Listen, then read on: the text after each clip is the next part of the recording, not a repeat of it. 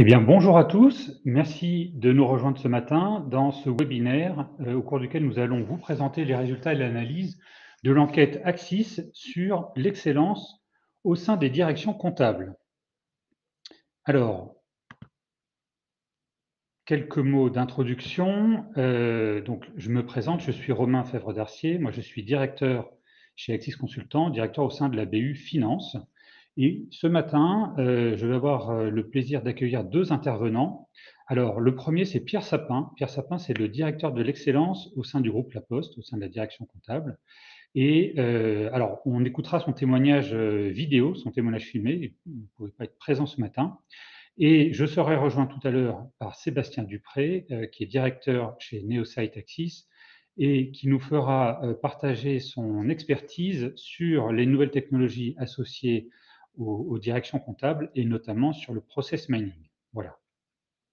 Alors, l'agenda de ce matin. Donc, après une petite introduction, je vais vous présenter les résultats de notre enquête sur trois axes. Le premier, c'est de voir quelles sont les démarches et quelles sont les organisations qui sont mises en œuvre aujourd'hui dans les entreprises pour traiter justement cette problématique de l'excellence de la fonction comptable.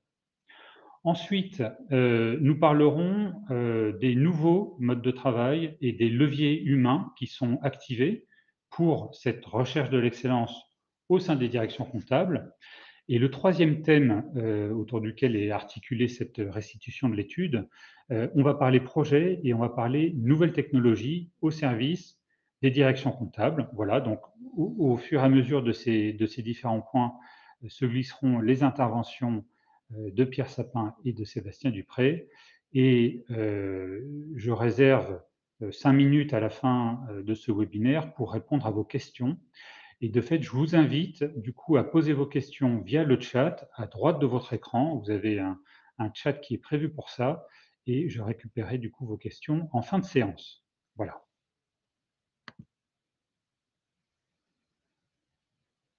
Alors, très rapidement, Axis Consultant, pour ceux qui ne nous connaissent pas, donc Axis est un cabinet de conseil en management, un cabinet qui a plus de 30 ans d'existence, qui dès le début faisait de la finance.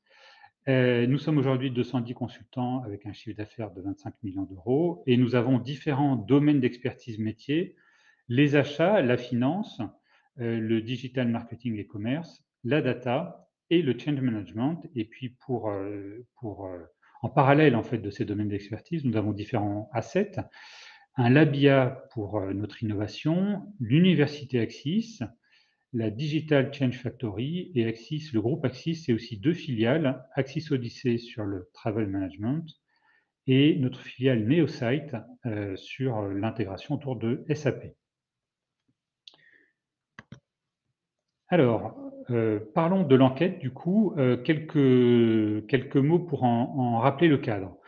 Donc nous, chez Axis, en tant que cabinet de conseil, on intervient régulièrement auprès de nos clients sur ces problématiques en fait d'excellence comptable et puis comment y arriver. Et généralement, dans les démarches que l'on conduit avec nos clients, se pose toujours la question de se comparer par rapport à ce qui est fait dans les autres entreprises. Alors nous, on est toujours capable de répondre sur ce qu'on a vu dans les autres entreprises. En revanche, on s'est rendu compte qu'il était un peu difficile de donner une vision d'ensemble de ce qui se faisait. Et de ce fait, on s'est dit que le meilleur moyen en fait d'apporter ces réponses-là, c'était d'aller chercher les chiffres nous-mêmes et de réaliser nous-mêmes une enquête sur le sujet. Donc, de fait, nous avons au mois de juin 2021 lancé d'abord une enquête en ligne, voilà, au cours duquel on a posé toute une série de questions et sur laquelle on a pu interroger, on va le voir, des personnes en responsabilité sur ces sujets d'excellence comptable. Et le 16 septembre dernier, lors d'un webinaire sur différents thèmes, on a commencé à restituer un peu quelques éléments de cette enquête. Et en parallèle de cette enquête en ligne, on a conduit un certain nombre d'interviews avec des responsables, des dirigeants, des CFO, des responsables de l'excellence, etc., qui nous ont partagé un peu leur expérience et leur point de vue sur les démarches d'excellence. Et voilà, c'est des choses qu'on va vous restituer. Et aujourd'hui, donc le 7 octobre, on a choisi de dédier entièrement ce webinaire justement à la restitution de notre enquête sur l'excellence de la fonction comptable. Alors, pour compléter un peu la vision d'ensemble de cette enquête, nous avons interrogé 85 dirigeants.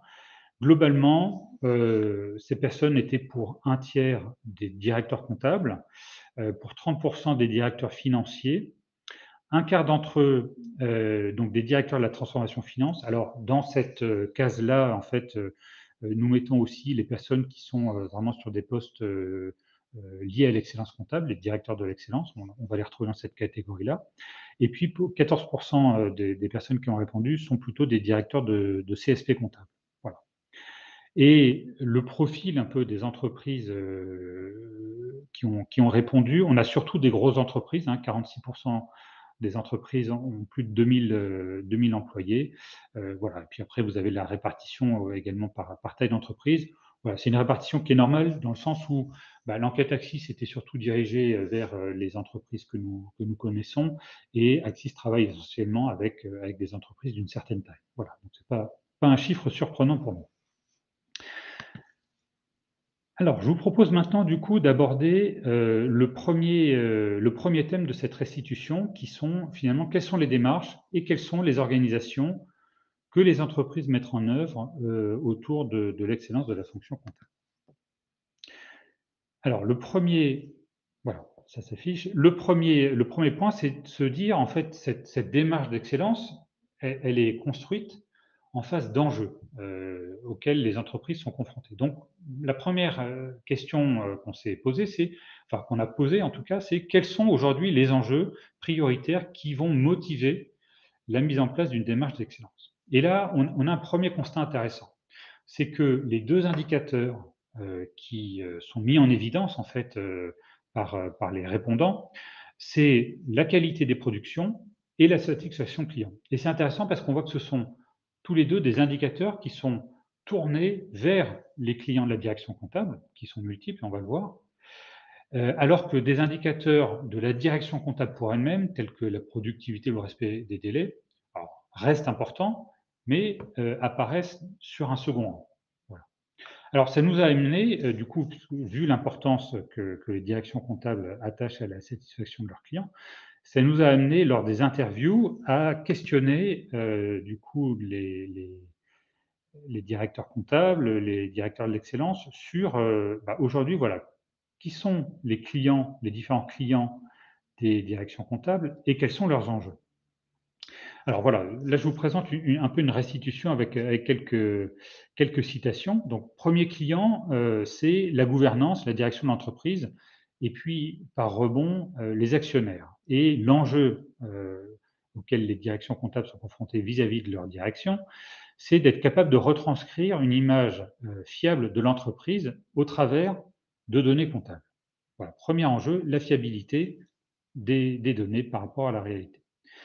Deuxième typologie de client, et là on va être en client interne et contributeur, on peut même parler de partenaires, ce sont les autres directions, les directions opérationnelles qui vont alimenter la comptabilité, donc ce sont aussi des fournisseurs, avec des données qui vont être utilisées dans un système comptable et qui vont avoir du coup un enjeu en fait de partage de règles comptables communes dans les processus et dans les SI, et en fait de définir du coup pour l'entreprise dans son ensemble un socle de mode opératoire commun et de règles comptables communs. Voilà. Enjeu des directions opérationnelles. Ensuite, client, on va dire, classique des directions comptables, c'est le contrôle de gestion qui, lui, intervient généralement après la production des données comptables, donc qui va attendre des données exploitables et qui va aussi chercher à avoir ces données le plus rapidement possible, et donc un enjeu sur les délais. Autre client, le contrôle interne, et également on peut associer les auditeurs externes, ils ont un peu les mêmes enjeux, qui sont le fait d'avoir un dispositif de contrôle qui soit exhaustif, qui soit documenté, et puis aussi le fait d'être en ligne avec une réglementation qui est toujours de plus en plus exigeante vis-à-vis des directions comptables. Et enfin, dernier client qu'on peut citer, c'est la DSI, la Direction du système d'information, qui, elle, attend de la direction comptable une démarche de digitalisation des processus, mais aussi une démarche de rationalisation de tout le paysage applicatif. Alors, voilà, une fois qu'on a dit ça, la question c'est comment s'organisent, les entreprises, pour répondre à ces enjeux? Et puis quels sont les processus qui sont, généralement traités dans ces démarches d'excellence?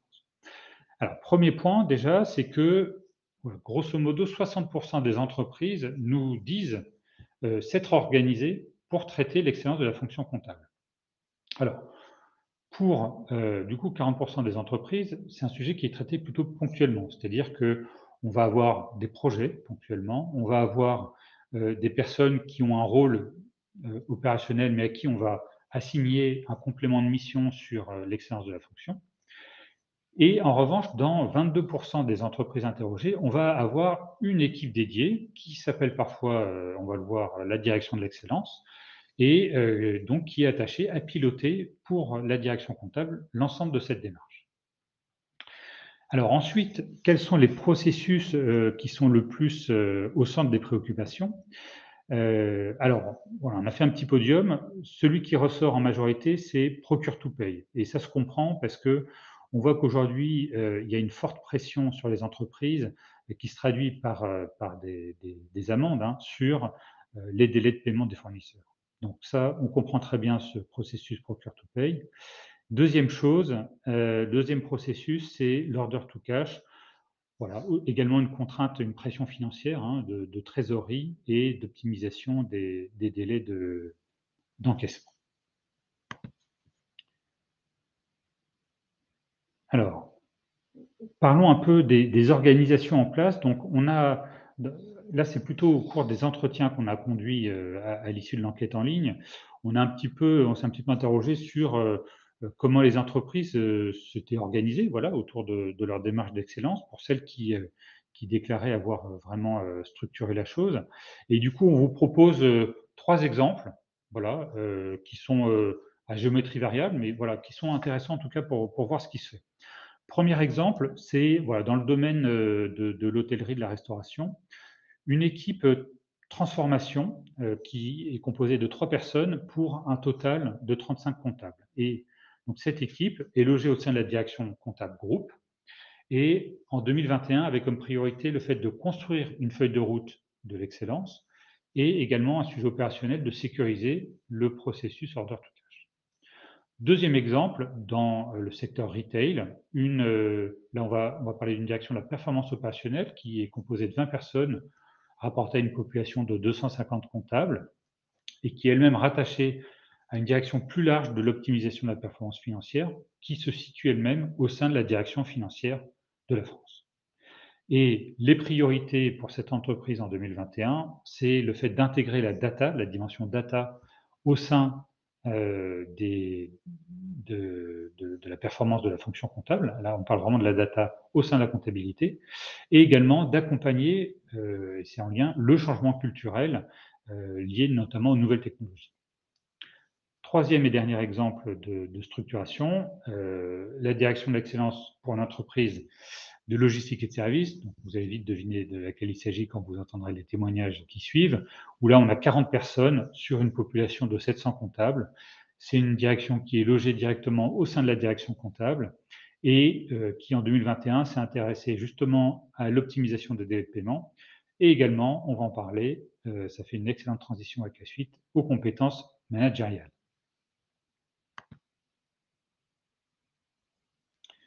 Alors, deuxième thématique de notre enquête, les modes de travail et les leviers humains de l'excellence au sein des directions comptables.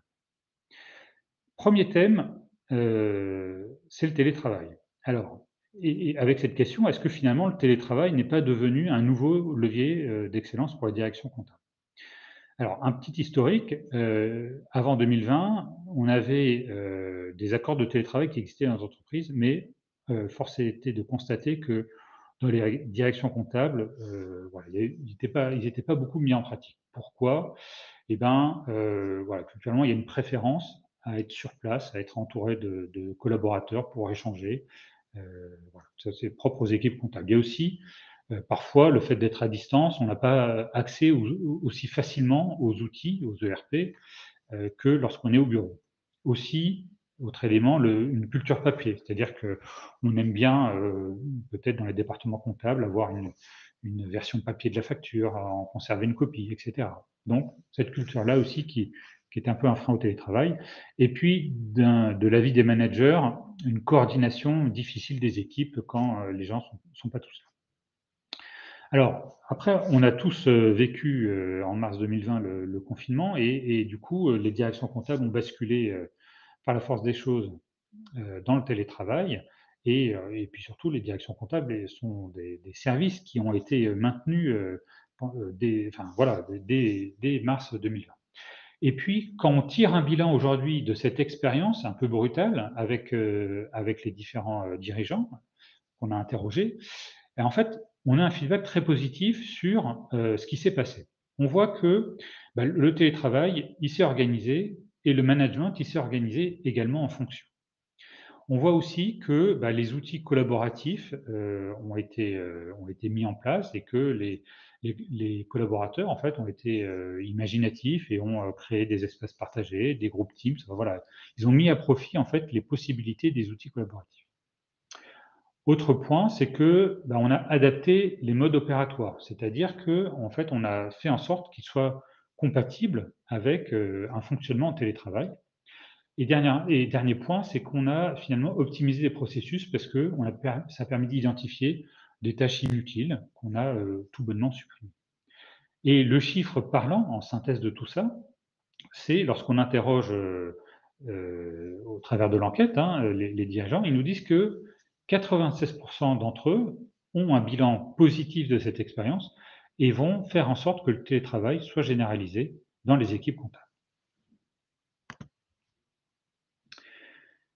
Alors, dans ces nouveaux leviers autour de l'excellence, il y a celui de la conduite du changement. Donc, pour nous, on est un cabinet de conseil, la conduite du changement, elle est indissociable d'une démarche d'excellence. Elle doit être forcément associée. Bon, voilà, on voit que les entreprises ont une démarche progressive et que c'est quelque chose qui se met de plus en plus en place. Aujourd'hui, voilà, 56% des entreprises interrogées nous ont dit l'avoir mis en place. Et après, on voit quand même qu'il y a différents niveaux de maturité là-dessus. 9% des entreprises nous disent limiter en fait le change à des communications sur ce qui est fait.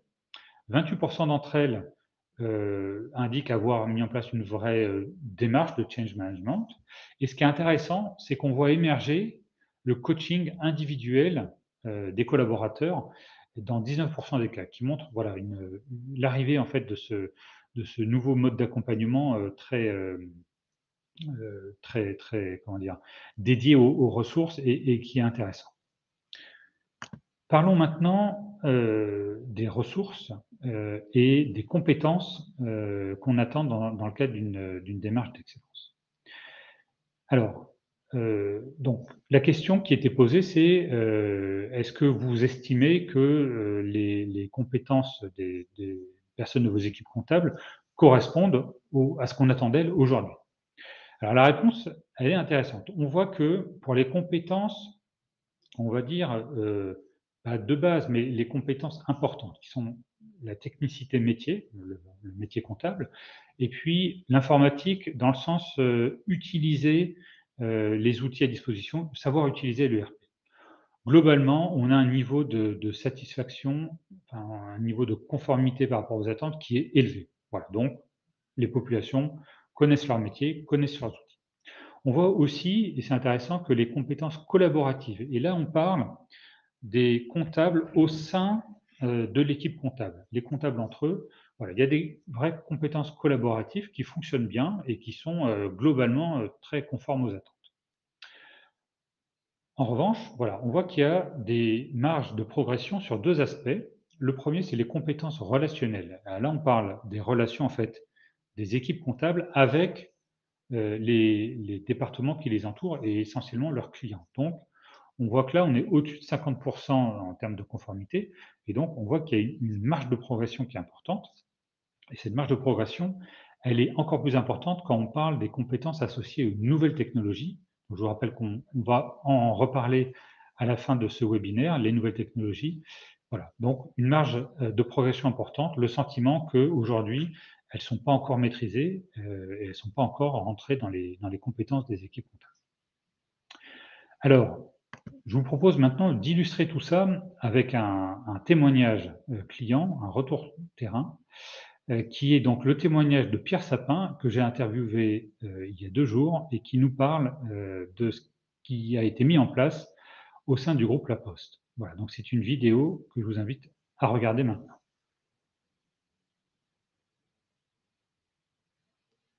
Bonjour, je suis Pierre Sapin, directeur de l'excellence à la direction comptable du groupe La Poste, et j'ai pour principale mission de développer l'amélioration continue via cette démarche d'excellence au sein de la filière comptable. C'est principalement axé sur 3 axes: l'amélioration de la satisfaction de nos clients, l'amélioration des compétences de nos collaborateurs et l'amélioration de la qualité sur ce modèle de démarche d'excellence. On a parlé d'excellence, on a parlé de compétences. Est-ce que vous pouvez nous dire comment vous liez ces 2 composantes et quelles sont les réalisations de la direction de l'excellence de La Poste sur ce sujet? Alors, en matière d'excellence, les compétences des collaborateurs sont fondamentales. Le constat que j'ai pu faire en échangeant avec mes homologues de grands groupes, c'est que j'ai eu le sentiment qu'ils étaient focalisés sur l'amélioration des compétences techniques de ces collaborateurs. À La Poste, on a la conviction qu'une démarche d'excellence est une démarche managériale, et à ce titre-là, on a mis en place des sessions de développement de compétences des collaborateurs, mais moins sur les aspects techniques que sur les aspects comportementaux, en mettant en place des parcours qualifiants pour nos opérateurs comptables, mais qui sont basés plus sur la posture que sur la technique, avec notamment un gros volet de formation sur la relation client, sur la posture client. C'est des parcours qui durent 70 heures pour former nos collaborateurs à ces compétences-là. On est plus sur des soft skills. Et dans la mesure où on a la conviction aussi que cette démarche d'excellence est une démarche managériale, on a aussi formé nos managers avec un passeport managérial, essentiellement aussi basé sur des compétences managériales et de posture, de façon à ce que la partie expertise du process soit confiée à des experts qu'on a mis à leur côté pour améliorer les choses.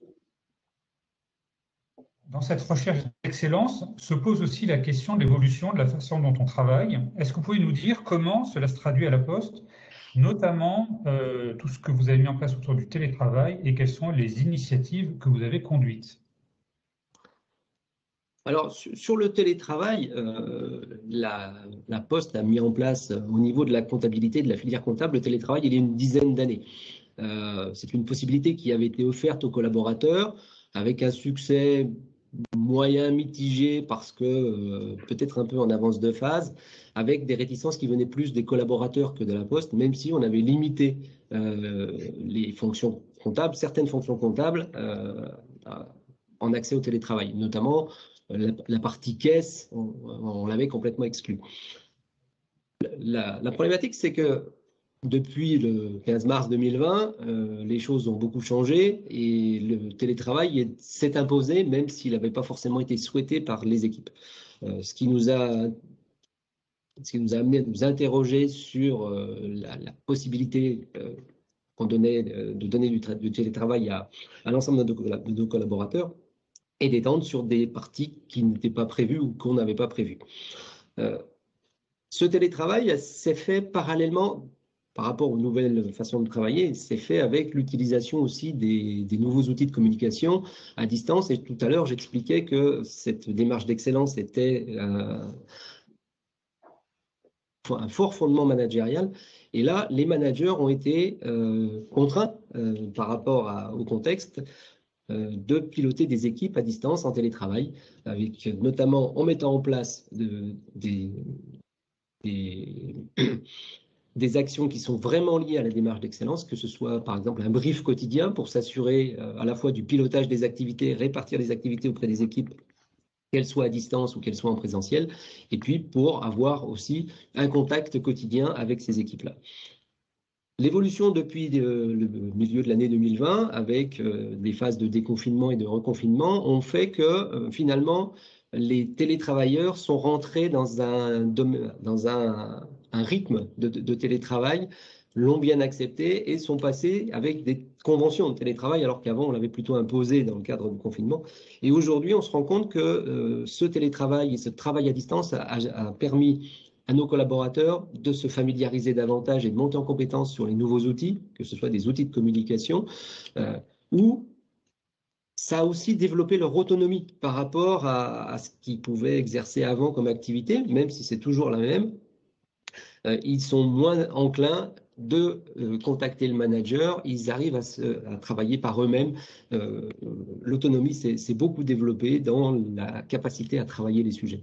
Ça, en lien avec aussi les parcours qualifiants qu'on avait proposés à nos opérateurs pour leur donner justement d'autres compétences que des compétences techniques. Voilà, donc une nouvelle méthode de travail, nouveau mode collaboratif, accentué par des formations qu'on a mis en place, notamment une formation à la démarche d'excellence, pour lesquelles on a formé la totalité des managers, des collaborateurs, et en commençant bien entendu par le conseil de direction, l'équipe dirigeante de la comptabilité du groupe.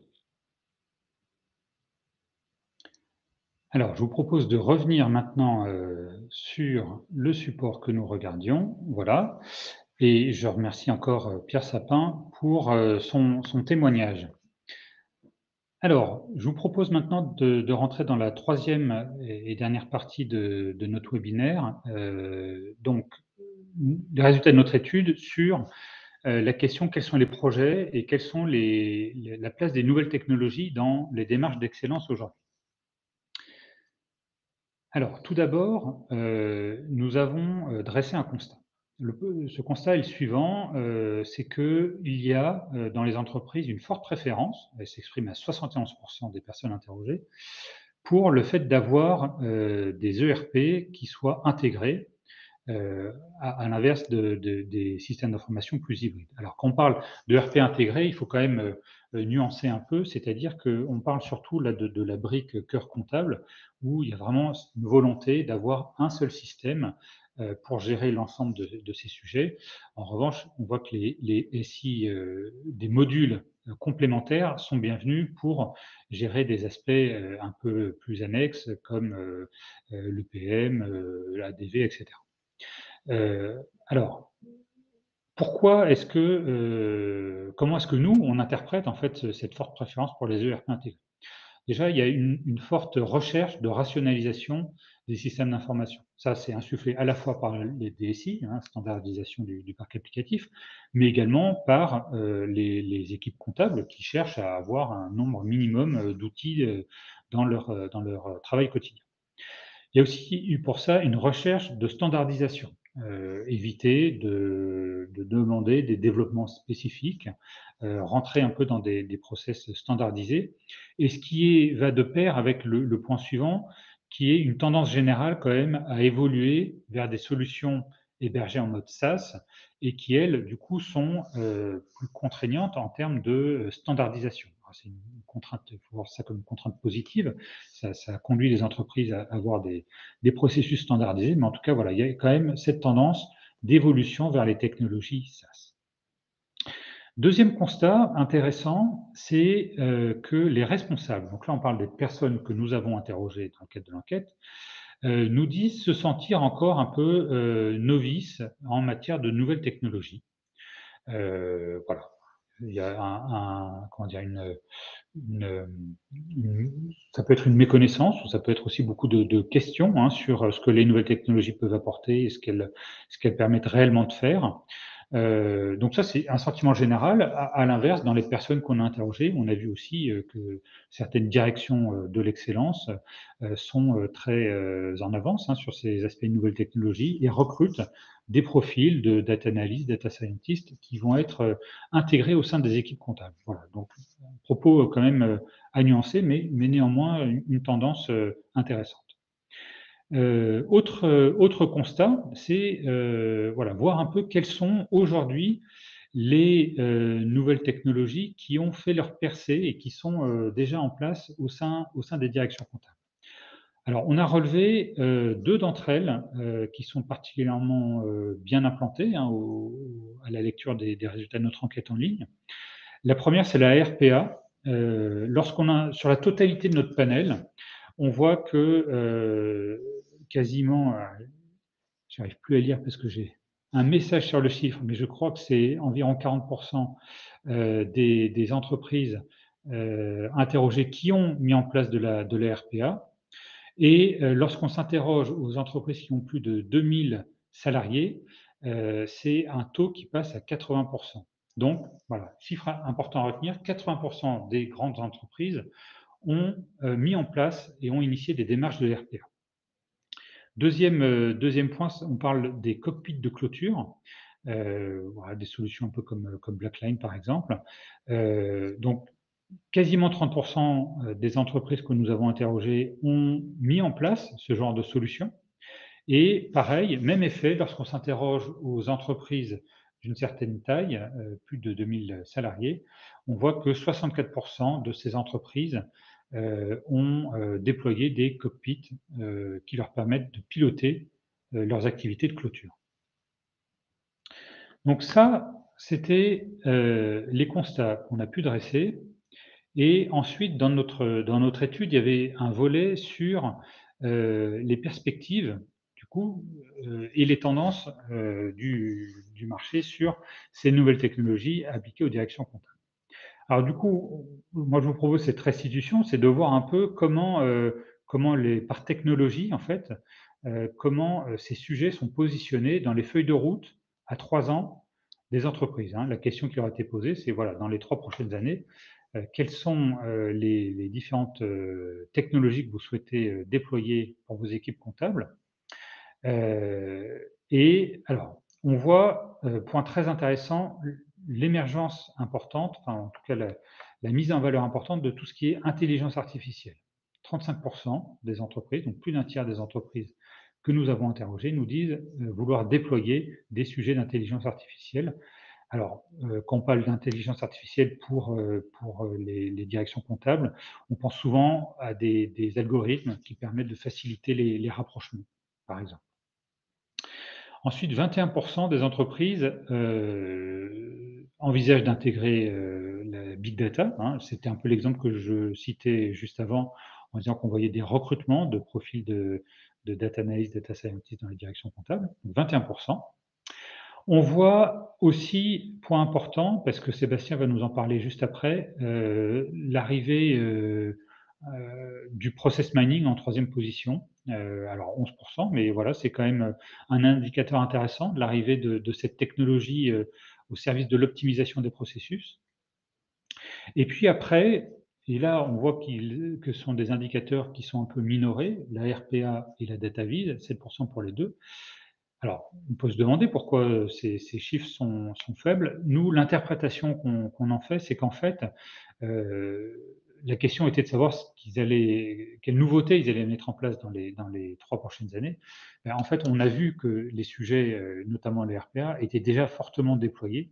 Donc forcément, ça ne fait pas partie des sujets nouveaux à déployer dans les 3 prochaines années. Voilà, donc ça illustre en fait davantage cette notion que on est sur des sujets qui commencent à être ancrés dans les directions comptables. Alors, je vous propose maintenant d'écouter Sébastien. Donc Sébastien Dupré, qui est directeur chez Neosite Axis et qui va, voilà, il apparaît à côté de moi. Bonjour Sébastien. Bonjour Romain, merci de m'accueillir. Voilà, et donc Sébastien va nous faire partager son expertise sur les sujets de la technologie au service des directions comptables. Effectivement, alors déjà on va peut-être commencer par un petit aperçu des différentes technologies et tâcher de faire le lien avec ce qui a été présenté par Romain précédemment. Donc globalement, dans ce webinaire, on vous parle de la recherche de l'expérience opérationnelle et on a constaté au travers de l'enquête un relatif déficit d'adoption de nouvelles technologies dans les directions comptables au service de l'atteinte de cette excellence opérationnelle.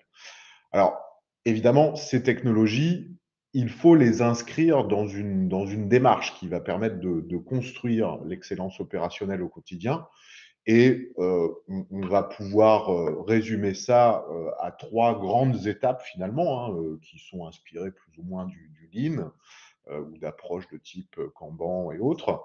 Bon, bah, dans un premier temps, il va falloir comprendre une situation existante, la mesurer. Il va falloir également diagnostiquer ce qui amène à cette situation pour pouvoir la corriger, pour pouvoir agir. Et on va boucler la boucle en mesurant les résultats obtenus. Si je prends un exemple concret, partons d'une problématique hein, qui peut pénaliser l'excellence opérationnelle, c'est je paye mes fournisseurs trop tard. Donc ça, c'est quelque chose que je vais pouvoir mesurer de manière objective avec des indicateurs tels que le DPO, par exemple, ou des temps de cycle de traitement de mes factures, hein, entre le moment où je la reçois de la part de mon fournisseur jusqu'au moment où je vais pouvoir libérer le paiement. Donc pour ça, il y a des outils hein, qui vont permettre de mesurer ça de manière précise à partir des données d'un ERP ou d'une solution de BI. Maintenant, qu'est-ce qui explique ce temps de traitement plus ou moins long? Bah, ça va être mon processus, ça va être peut-être le fait que, dans certains cas, je n'ai pas la réception des marchandises ou des biens qui ont été effectués et donc ça retarde le traitement de la facture. Ou alors, ça va être que j'ai des écarts, donc je n'arrive pas à faire du rapprochement en automatique dans le RP entre la facture que j'ai reçue de mon vendeur et ma commande réceptionnée. Donc, ça va nécessiter du retraitement manuel pour corriger cela. Donc, voilà, là, on est vraiment plutôt dans la notion de diagnostic. Et après, les actions, pour réduire mon temps de cycle et m'assurer que je vais payer mes fournisseurs dans les temps, je peux travailler sur des stratégies en amont, dématérialiser mes factures, mettre en place de l'OCR.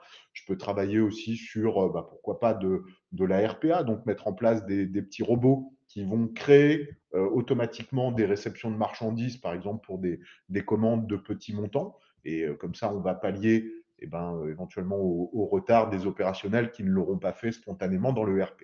Donc voilà, ces 3 phases, elles vont faire appel à des outils différents.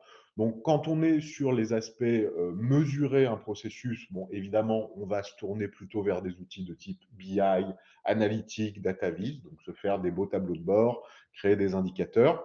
C'est une approche sur laquelle beaucoup de clients sont aujourd'hui relativement matures, hein, heureusement, mais qui présente un certain nombre de biais. Quand on crée des indicateurs dans des outils de BI, souvent on a une espèce de préconception de la problématique. C'est ce qui nous amène à construire un indicateur donné plutôt qu'un autre. Donc ça peut rendre un petit peu problématique le diagnostic, on va dire, complètement agnostique et factuel d'une situation. Pour le diagnostic et le traitement des symptômes, des causes profondes d'une problématique, souvent, on va travailler plutôt sur le processus et son exécution lui-même. Donc ça renvoie aux approches plutôt de type modélisation, management des processus. Le problème de ces approches, c'est que ça va être difficile de quantifier les problèmes, de matérialiser leur importance et de prioriser les problèmes les uns par rapport aux autres. Parce qu'on va manquer un petit peu de l'approche quantitative que peut amener la BI. Bon. Et puis, pour la dernière étape qui consiste à se mettre en action, bon, on a évoqué la RPA, je pense que c'est un sujet qui est connu par tout le monde, qui a une intervention relativement ponctuelle hein, sur un problème très précis qu'on va mettre sous contrôle avec des robots. Ce qu'on voit, et c'est ce que veut retranscrire un petit peu ce slide et ma démonstration, c'est que on a du mal à avoir une approche technologique qui réponde dans les 3 cas, aux 3 étapes. Alors, le process mining va un petit peu améliorer les choses, puisque dans le process mining, on va chercher à comprendre l'exécution d'un processus, donc à amener un diagnostic plus efficace et sans préconception des problèmes. Hein. On va laisser les données parler finalement et nous mettre en évidence la nature des problèmes et comprendre les causes sous-jacentes. Et le process mining embarque aussi une dimension d'analyse de la donnée relative à l'exécution d'un process, ce qui va permettre de quantifier, prioriser, etc. Ce qui manque encore un petit peu, c'est la notion de mettre en action tout cela. Et c'est pour ça qu'un certain nombre de vendeurs aujourd'hui vont combiner des fonctionnalités de type process mining avec d'autres qui lorgnent sur l'ARPA ou l'orchestration de processus, l'automatisation d'un certain nombre de tâches ou d'étapes de processus pour avoir finalement une nouvelle catégorie de logiciels que certains ont baptisé l'execution management ou l'excellence opérationnelle pour les processus. Voilà. Alors, on va se pencher un petit peu plus maintenant sur le process mining. C'est la practice dont j'ai la charge, moi, chez Neosite, au sein du groupe Axis. Donc, le process mining, pour ceux d'entre vous qui ne seraient pas très familiers de cette terminologie, qu'est-ce que c'est? Eh bien, c'est une approche qui est née dans le monde universitaire il y a une grosse vingtaine d'années de ça, qui consiste à aller chercher dans un ou plusieurs systèmes d'information ce qui reflète le travail fait par les gens opérationnels, donc les gens qui exécutent les processus dans une entreprise au quotidien. Donc, on va appeler ces traces des traces digitales, le digital footprints. Donc, si on prend un exemple, vous avez des comptables à la compta client ou à la compta fournisseur, peu importe. Ils travaillent sur un système, donc on a dit souvent ça va être un ERP. Leurs activités au quotidien, dans le traitement des factures, le contrôle des écarts, le rapprochement, voilà, tout ça c'est enregistré, tracé par l'ERP. Le process mining, cette approche consiste à aller chercher ces informations-là dans l'ERP, donc tout ce qui reflète l'exécution d'un processus comme account payable ou account receivable, de ramener ces traces digitales, ces logs dans une plateforme qui va leur donner du sens, qui va retranscrire cette donnée sous forme de chaîne événementielle. Voilà. Et sur la base de cette chaîne événementielle, on va pouvoir construire différents tableaux de bord et différents indicateurs qui vont permettre de mesurer différents aspects relatifs à l'exécution du processus comptable ou du processus financier.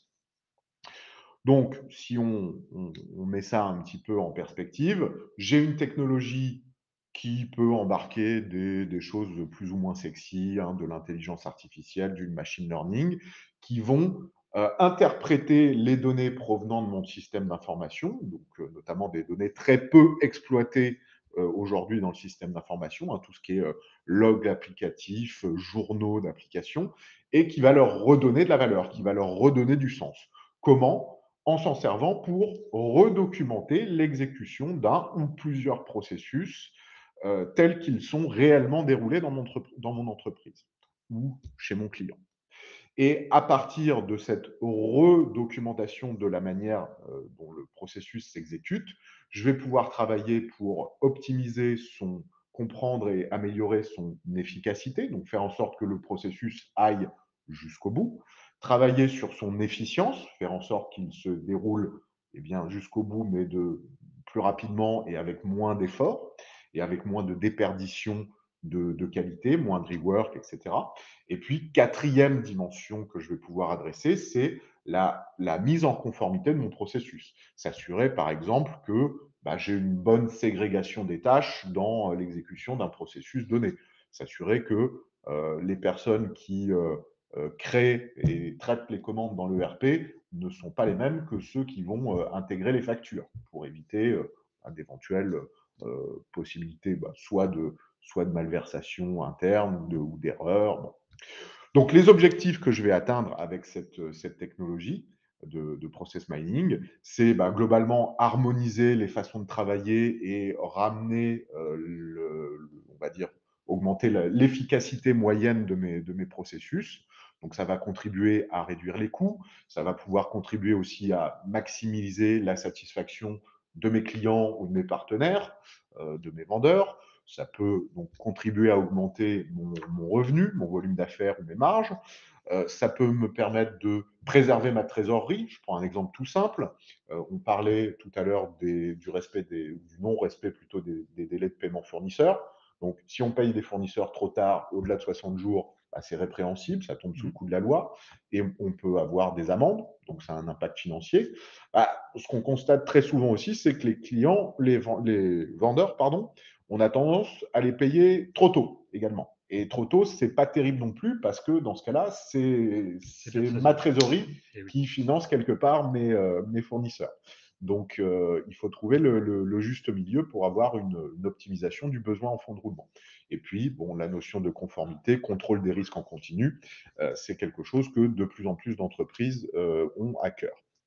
Alors, pour conclure et donner un peu de perspective sur le marché, aujourd'hui, il y a à peu près une vingtaine d'acteurs, de fournisseurs de solutions de process mining, donc d'entreprises éditrices de logiciels qui ont des solutions de process mining. Et ce marché, on va pouvoir le diviser en 4 grandes catégories. Donc, il y a déjà tout ce qui est les pure players du process mining avec des outils qui s'adressent plutôt à des experts de la donnée ou du process mining qui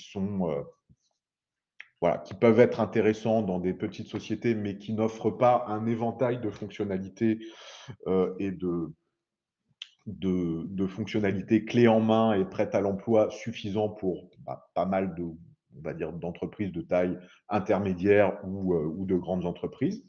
Après, il y a des solutions de process mining qui sont proposées par des vendeurs d'outils d'automatisation. Donc, je pense notamment à UiPath, qui a acquis un acteur important du process mining qui s'appelle ProcessGold et qui aujourd'hui propose, dans le cadre de projets de mise en œuvre de RPA, le process mining comme un outil pour améliorer la pertinence de la mise en œuvre de la RPA, bien cadrer sur quelles étapes de processus il faut la mettre en place, pour quels bénéfices potentiels, et puis aussi pour mesurer l'apport qu'amène la RPA sur une étape de processus donnée et la contribution à la maximisation de l'efficacité du processus de bout en bout. Après, il y a une troisième catégorie, c'est des éditeurs qui sont à la base plutôt du monde du business process management. Donc là, je pense notamment à Harris et Signavio, qui sont à la base des solutions d'architecture d'entreprise, de modélisation et d'optimisation des processus métiers, et qui ont ajouté dans leur offre logicielle du process mining pour faire de la vérification quelque part du process, s'assurer que le process qu'on avait imaginé, conçu et qu'on espère avoir déployé dans le système d'information, il est effectivement utilisé comme tel par les opérationnels. Donc, on se sert plutôt du process mining pour vérifier la bonne exécution d'un processus designé et qui doit être le processus cible de l'entreprise.